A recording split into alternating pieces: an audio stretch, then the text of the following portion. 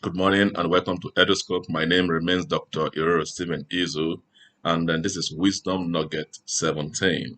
On today's edition, we're going to be looking at the danger of politics without principles, the danger of politics without principles. And it's going to be our concluding, video on Mahatma Gandhi's 7 dangers to human virtue.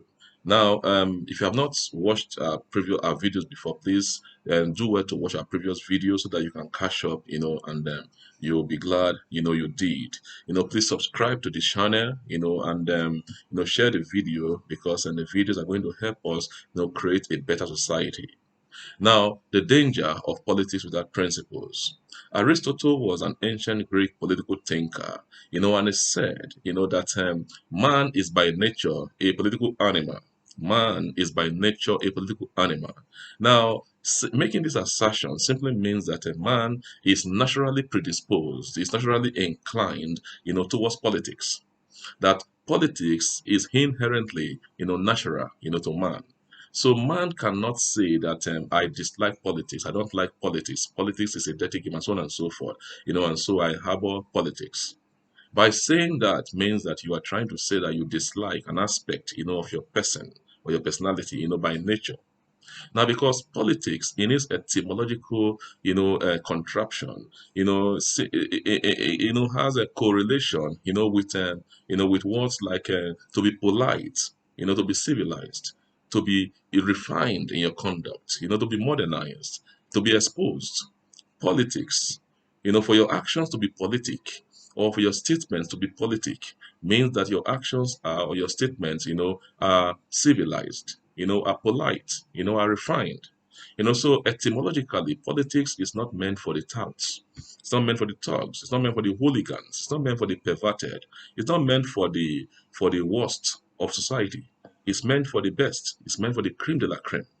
Those who should venture into politics, should be those who can serve as a role model, as mentors, to others in society.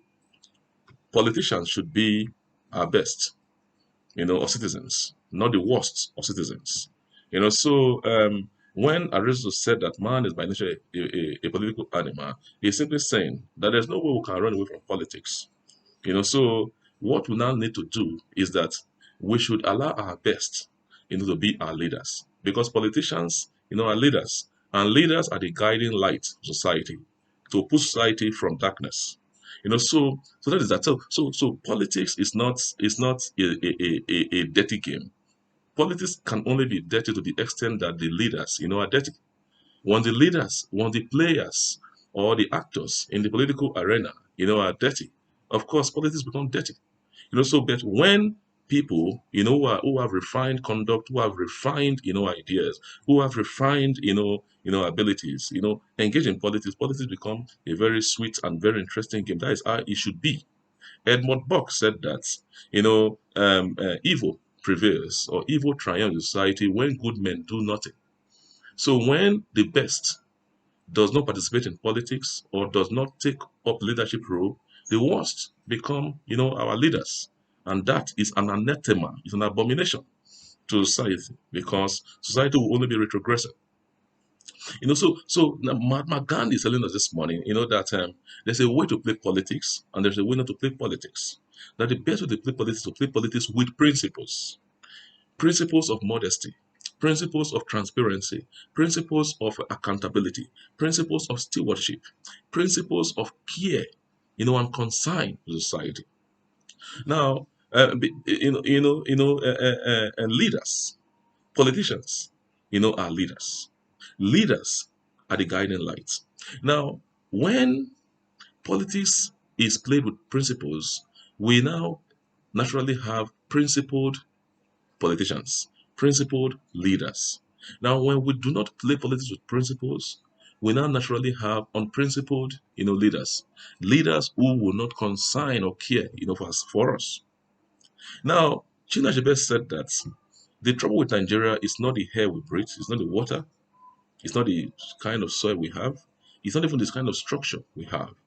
That the trouble with Nigeria is the unwillingness or the inability of political leadership to rise up to the demands of their offices. political leadership to rise up to the demand of the office. Leaders are supposed to be compassionate, are supposed to be concerned about the welfare, of citizens. Now we cannot have, political leaders who, despite the fact that Nigeria is the global headquarters of poverty, that millions of Nigeria are wallowing in poverty, wallowing in unemployment, wallowing in galloping inflationary situation, and you're going to buy expensive luxury, automobiles. For what? For your pleasure. We cannot have leaders who, despite the socio-economic challenges the teeming citizens of Nigeria are facing, and you're going to buy yacht, you're going to buy aeroplane, you're going to buy things that are ostentatious. For what? Nigeria is the noisiest country in the world because of the use of generator. Nigeria is the darkest country of the world because of power failure, the epilepsy or paralysis of power, supply in Nigeria. Nigeria has the worst kind of roads you can think of. People don't travel. Why? Because the roads are death trap. Nigeria has heightened insecurity, and yet leaders are living large. Now, this is not time for wuru, for political leaders. This is not time to say, oh, you have won your election, and you have won your cases at the tribunal, and so on and so forth, and so you can now relax. This is not time for a wuru. This is time to work for leaders to rise up to the demands of their offices, to work hard, to pull your citizens, from darkness, from the dungeons of poverty and hardship. There's so much frustration in our land, so much depression, so much desperation, so much anger on the streets. You don't need any kind of superstitious or supersonic or supernatural, barometer to be able to determine the temper, of the average Nigerian today. Leaders must give hope to the hopeless citizens. Leaders must help the helpless citizens. Leaders must be the beacon of hope, must be the light at the end of the tunnel. Leaders must revamp the failing situation in our country. Nigerians cannot keep living, in expectation that never comes. We cannot afford to have another 4 years or even another 1 year of leadership failure in this country. Leadership is not, politics is not all about, capturing power. No. You use the power that you have captured, for as a means to an end, not as an end, in itself. Not as an end, in itself. So leadership, must, be ready, to take the bull, by the horn. Nigerian leaders, beginning from the president, to the councillors, must wake up to the responsibility, because leadership position, political power, is vicarious and is transient. Is transient because it doesn't last forever. Is vicarious because it is sublime. It is divine. Leaders must learn how to live legacies, lasting legacies that people will take fun and excitement to study in school. And posterity will remember you, as legends. Leaders cannot leave positions, of responsibility worse than they met it. As ministers, as senators, as House of Rep members, as president, as governors, as commissioners, as special advisors. You as MDs of agencies, for instance, you can't leave your position worse than you met it. You must make it better than you met it. So Mahatma Gandhi is telling us this morning that politicians must play politics, with principles.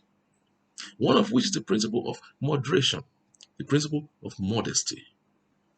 You cannot be gratifying yourself when citizens, are wallowing in suffering. So let us wake up, to this responsibility as would-be leaders, as elected leaders, as appointed leaders. You must know that you are a guiding light to pull the citizens, from darkness at every level you find yourself. Mahatma Gandhi. So this is our concluding video on Mahatma Gandhi's 7 dangers to human virtue. And I want to implore us to subscribe to this channel, share this video to our leaders, share this video to as far and wide as you can. So let's make our society a better place. I remain Dr. Stephen Izu. I'm a university lecturer. Thank you.